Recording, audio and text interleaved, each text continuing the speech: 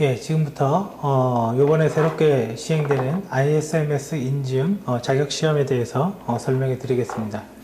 자, 먼저 그걸 설명하기 전에 여러분들이 좀 알아야 될 내용들이 있습니다. 원래는 이게 일반적인 그냥 ISMS 정기 교육을 통해서 심사원증이 나왔는데, 지금부터는 정해진 시험을 보고 심사원증을 받을 수 있게 이제 변경이 된 거죠. 그 이유 중에 하나가 뭐냐면 심사 품질에 대한 문제 때문에 이런 행동들을 하게 된 거고요. 심사 품질은 누가 심사를 하냐에 따라 그 품질이 너무 달랐다라는 얘기입니다. 그래서 심사원들의 역량을 높이겠다, 이런 궁극적인 목적은 가지고 있습니다. 자, 그러면요, 우리가 좀 생각을 해보면 궁극적인 목적은 물론 그런 건데, 실질적으로 우리가 뭐 시험을 봐서 자격증이라는 걸 딴다고 해서 역량이 안 되는 사람이 역량이 되냐? 그렇진 않죠, 사실은. 근데 할 수 있는 최선의 길이 이것밖에 없다라고 판단을 했기 때문에 이렇게 하는 거인 거고요. 자, 여러분들이 좀 이 체계를 알아야 될 건 뭐냐면요, 이 시험은 이걸 따기 위해서는 기본적으로 서류 심사를 해서 교육 대상자의 선택이 돼야 됩니다. 안 그러면 뭐 시험을 볼 수가 없어요. 예. 그래서 서류 심사는 내가 이제 경력이 좀 있어야 된다 이거지, 보안 관련. 예. 그래서 보안 관련 경력과 뭐 학력과 뭐 자격증과 이런 걸 넣어서 통과를 해야 되고, 그런 교육 대상자가 선정이 됩니다. 그러면 이 교육 대상자가 선정이 돼서 원래는 교육을 받는데, 이 서류 심사를 넣는 게 이제 바뀐 게 뭐냐면 시험 대상자가 선정이 되는 거죠. 그죠? 좀 웃긴 거죠. 서류를 넣었는데 시험을 볼 수 있는 자격이 하나 만들어지는 거예요. 그래서 시험을 봐서 이제 통과를 하면 이제 교육 대상자가 되는 거죠. 그래서 이제 교육을 받을 조건을 만족을 하게 되는 겁니다. 자, 근데 우리가 교육이라는 건 오프라인에서 이루어지는 교육이다 보니까 당연히 공간에 대한 제약이 있단 말이에요. 그리고 무조건 몇천 명 다 받아줄 수가 없어요. 그렇기 때문에 1년에 인터넷증권도 교육 대상의 수가, 기본 가이드는 정해져 있습니다. 그 기준에 맞게 그 사람들을 교육을 시켜야 되거든요. 그러면 너무 적어도 안 되고 너무 많아도 안 되고 적당하게 내가 조절을 해야 돼요. 예를 들어서 이번 교육은 50명만, 근데 100명이 시험을 통과를 했어요. 근데 다 할 수가 없잖아요. 그래서 이런 문제가 일어납니다. 그래서 우리가 조금 이제 머리를 쓴 게 상대평가로 바꿔놨죠. 즉 뭐냐면 60점을 넘은 사람 중에서 1등부터 꼴등까지 나래비해서 교육 대상자를 선별하겠다. 60점을 예를 들어서 100명이 넘었어요. 근데 1등부터 우리는 교육을 30명밖에 못 시켜. 그러면 그 중에 1등부터 30등만 교육 대상자가 돼버리는 일이 일어나는 거예요. 그러니까 이게 시험이 좀 웃기게 된 겁니다. 그래서 제가 웃기다라는 말은 무슨 말을 하는 거냐면요, 이런 얘기가 되는 거예요. 사람들이 너무 과도하게 이 시험을 보면, 시험 보고 공부를 열심히 하고 준비를 해서 막 경쟁을 해버리면 이 시험의 난이도는 자연스럽게 올라가게 돼버리고요. 사람들이 관심을 좀 없애고 그냥 평상시 실력으로 그냥 대충 가서 보자. 그냥 교육 대상자 시험이잖아요. 자격 취득 시험이 아니란 말이에요. 대충 가서 보자. 그러면 이 시험은 당연히 난이도가 낮아져서 그 30명의 TO를 채우기 위한 노력으로 갈 수밖에 없는데, 지금의 구도는 어떤 식으로 됐냐면 지금 경쟁이 심하게 되는 것처럼 모양이 돼버렸습니다. 그래서 결과적으로 상대평가에 이런 문제가 있는 게 일어나겠죠. 자, 그러면 교육 대상자가 선정이 됐어요. 그럼 당연히 교육을 받겠죠. 이런 아주 웃긴 문제가 일어납니다. 상대평가가 이게 경쟁이 너무 심해서 오는 사람들이 이미 많이 알고 왔어. 그러면 뭐예요? 가리킬 게 없죠. 정확히 얘기하면 가리킬 게 없어요.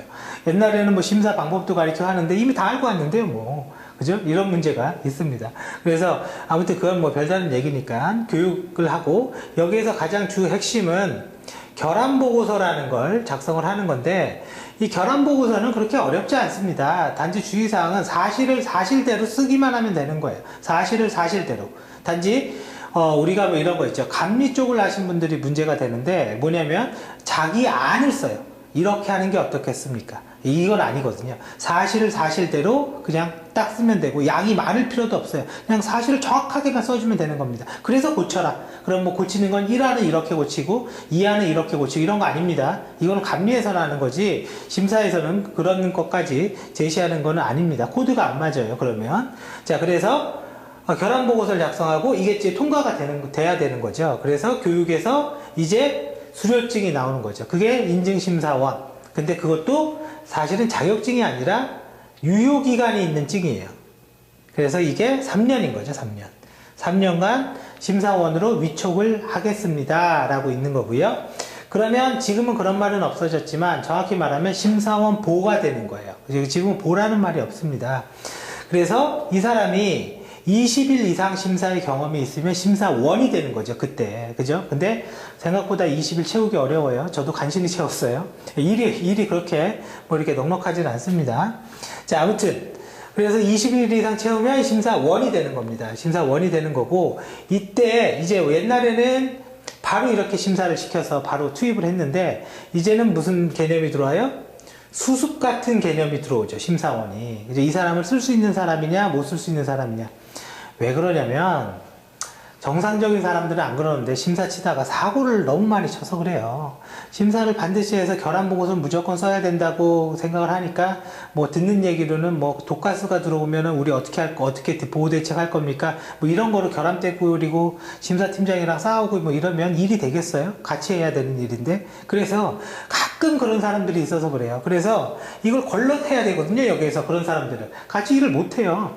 하다 보면 대화가 안 통하는 사람이 있어요. 왜냐면 모든 사람들의 말이 다 맞을 수도 있고 다 틀릴 수도 있는데 우리는 대화를 통해서 협의해서 조정하는 거고 그 조정에 대한 결정권은 당연히 심사팀장한테 줘야 돼요. 왜? 우리가 책임지는 게 아니잖아요. 심사원들이 책임지는 게 아니거든요. 심사팀장이 인터넷진흥원 직원이고 그 사람들이 인증기관으로 인정을 해주고 거기를 책임지는 사이트가 돼버린다고요. 우리는 하고 떠나는 사람이에요. 그래서 우리는 제안을 할 수는 있지만 결정권은 반드시 심사팀장한테 줘야 돼요. 그 의견의 충돌에 대해서.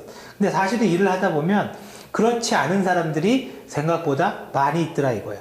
솔직히 저도 많이 느꼈습니다. 뭐 가끔 존재합니다. 그래서 수습이라는 걸 만들었어요. 거기서 딱 보면 이제 아는 거죠. 이 사람이 그럴 사람인지 안 그럴 사람인지. 여기서 뭐예요? 거르겠다 이거죠 지금. 걸르겠다 그런 얘기입니다. 자, 그래서 이렇게 수습이 끝나면 이제 심사원 보라는 말은 없지만 심사원이 되는 거죠. 심사원이. 이렇게 체계로 이루어져 있습니다. 그래서 완전히 제도가 굉장히 복잡하게 된 거고, 이게 아무리 어렵고 귀찮게 만들었다 하더라도 진흥원은 1년에 몇 명씩은 교육을 하고 심사원을 배출한 실적을 보고를 해야 됩니다. 그러니까 무조건 배출은 돼요. 예, 무조건. 단지 우리끼리 경쟁을 너무 심하게 하면 상대평가의 난이도가 확 올라가서 서로를 죽이는 일이 일어납니다. 자, 아무튼 그렇고요. 자, 이제 과목을 좀 보면요. 과목은 총 4과목으로 되어 있습니다. 뭐 아마 뭐 다 인터넷에 떠 있으니까 뭐 다 알겠죠. 그래서 인증 제도가 뭐냐? 그런 개요적인 내용이죠. ISMS의 의미가 뭐냐? 뭐 관리적 보안인 거고. 또 하나 정보통신망법의 정보통신 사업자에 대한 의무 보안. 그죠? 의무 인증인 거죠. 그리고 또 의무 인증 기업이 아니더라 하더라도 개별적으로 인증을 받을 수 있죠. 그래서 자율 인증 제도를 가지고 있습니다. 그래서 제도에 대한 거는 뭐 간단한 어떤 현황을 그냥 그대로 보는 거라서 사실은 여기는 그냥 뭐 시험 문제를 내도 어렵게 낼 수가 전혀 없는 그냥 있는 걸 있는 그대로. 그 다음에 인증에 대한 기준. 이거는 당연히 뭐예요? 이 기준, 뭐 말이 어려운데 결과적으로 통제 항목이죠. 통제 항목. 뭐 ISMS의 통제 항목이라는 게 뭐 말이 어렵지만 그냥 엑셀 장표 하나로 이거 이렇게 해야 됩니다. 그래서 통제 항목은 크게 관리적 요구사항과 보호대책 요구사항, 즉 필수와 선택으로 나눠져 있고 통제 항목을 이루는 가장 기본적인 구조는 PDCA 사이클로 만들어져 있습니다. 그래서 이것도 생각보다 뭐 어려운 건 아닙니다. 그냥 그 내용만 이해하고 그러면 뭐 충분히 문제가 될 건 없고요. 이 인증이 끝날 때 마지막으로 만드는 문서가 우리가 결함보고서죠. 결함보고서. 그래서 결함보고서의 구성까지 굳이 여기까지 갈 필요가 있냐라는 좀 생각은 듭니다. 왜냐면 어차피 이거는 교육의 범위이거든요. 이 시험이 끝나면 교육을 받는 거잖아요. 거기에 키가 결함보고서이거든요. 거기에 키가. 근데 우리가 뭐 필기에서 결함보고서까지 다 준비하고 들어가면 교육에서 할 게 없는 거죠. 그리고 보완조치. 결함이 났을 때 어떻게 고치겠습니다. 그게 보완조치인 거죠. 자, 그렇게 돼 있고, 단지 얘가 우리가 경쟁을 심하게 해서 어렵게 낼 수밖에 없게 일을 만들어 버리면 이런 일이 일어납니다. 시나리오를 주고 답을 찾아요. 그러면 사실 출제자도 굉장히 어려워져요. 다음은 어느 기업은 이렇게 하고 있는데 다음은 어떤 결함에 해당되고 그 이유가로 타당한 걸 고르시오. 문제가 시나리오죠. 그러면 앞에 지문에 현황이 있는 거죠. 여기 정보 시스템 어떻게 돼 있고 외부에서는 VPN으로 들어오고 뭐가 들어오고 이러면 거의 심사입니다. 이러면. 그래서 얘는 시나리오에 의한 문제가 들어오면 약간 그때는 좀 난이도가 올라갈 수는 있습니다. 근데 2번은 출제자도 출제를 내기도 어렵고, 그죠? 출제 굉장히 어려워요. 출제자 입장에서도. 내기도 어려운 문제가 있어서 그러지는 않으리라고 봅니다. 근데 3번은요, 출제자 입장에서는 문제를 내기가 되게 쉽고, 난이도 조절하는 것도 되게 쉬워요. 이론 및 기술, 범위가 없잖아요. 정확히 봐보세요. 정보보호의 이론의 범위는 어디까지이고, 기술의 범위는 어디까지인지 없죠. 그러면, 이 이론 및 기술의 가장 기반이 되는 게 과연 뭘까라는 걸 생각해 볼 수가 있는데요. 그게 바로 보안 기사가 되는 거죠. 이거 눈 감고도 헤딩인 거죠. 혹은 과거에 SIS. 이게 범위가 꽤 넓거든요. 이게 시스템 보안, 애플리케이션, 네트워크, 정보보호 개론, 정보보호 관리 및 법률 이런 거 이것까지 포함하고 있어서 그래서 이 공부의 지식이 들어올 수밖에 없는 일이 일어납니다. 그래서 제 생각에 난이도 조절에 가장 좋은 건 이겁니다. 이론 및 기술. 그죠? N맵을 내면, N맵 커맨드로 내면 일단은 50%는 그냥 떨커요. IP 테이블 커맨드로 내버리면 그냥 50% 떨커버리고요. 근데 그러지는 않을 거라고 봅니다. 왜냐면 보안기사와 ISMS는 분명히 구분되어서 관리돼야 되고, 그 보안기사는 인터넷진흥원이 주관하면서 하고 있고, 그죠? 지금 시행하고 있고, ISMS도 인터넷진흥원이 주관하고 있지만, 이 시험을 외부에 의뢰를 냈죠. 그 개인정보협회인가 그쪽으로 의뢰를 냈습니다. 그래서 그렇게까지는 하지 않을 거로 봅니다. 하지만 제일 공부하기 좋은 방법은 보안기사를 공부하면 이거는 뭐가 나오든 해결은 된다 이거예요. 정보보호 관련 법규, 이 법규에서 1등이 뭐겠어요? 정보통신 망법, 그죠? 그 다음에 개보법, 개인정보보호법, 그죠? 이렇게 두 개가 주 핵심이 될 겁니다. 근데 정보통신 망법은 당연히 핵심이 돼야 돼요. 이게 정보통신 망법에 의해서 의무인증으로 나온 거기 때문에 그래서 망법에 대해서 봐야 되고 또 하나 망법의 가이드 하나 만들어줬죠. 개인정보 기술적 관리적 보호조치 이거는 반드시 봐야 되고 개인정보보호법에도 가이드 하나 있죠. 개인정보 안정성 확보조치 그게 거의 내용상은 비슷비슷합니다. 비슷비슷한데 거기에 나와 있는 건 반드시 알아야 되고요. 그리고 또 법률에는 법률은 1장은 목적이고 2장은 저기 뭐예요? 용어 설명이죠. 그 법률의 용어 설명. 즉 정보통신 사업자의 정의가 뭐냐 이거예요. 개인정보 파일이 뭐냐, 개인정보 취급자가 뭐고, 개인정보 처리자의 말뜻이 뭐고, 개인정보 관리자가 뭐고, 이런 기본적인 용어, 이 용어에 대한 해석이 굉장히 중요한 내용입니다. 그래서 법률의 다른 내용을 보기 전에 2장에 있는 용어부터 정확하게 알아두셔야 됩니다. 예를 들어서 개인정보 파일은 개인정보를 뭐예요? 일정한 규칙에 의해서 배열된 파일이에요. 즉 개인정보라는 건 일정한 규칙에 의해서 배열하지 않았으면 안 된다라는 얘기가 되는 겁니다. 그래서 그런 걸 분명히 체크하고 넘어가셔야 됩니다. 자, 아무튼 이런 식으로 이루어져 있고요. 물론 여기에서 제가 팁 같은 거를 더 드릴 수도 있습니다. 그 팁이라는 건 일단은 서류를 통과해야 되잖아요.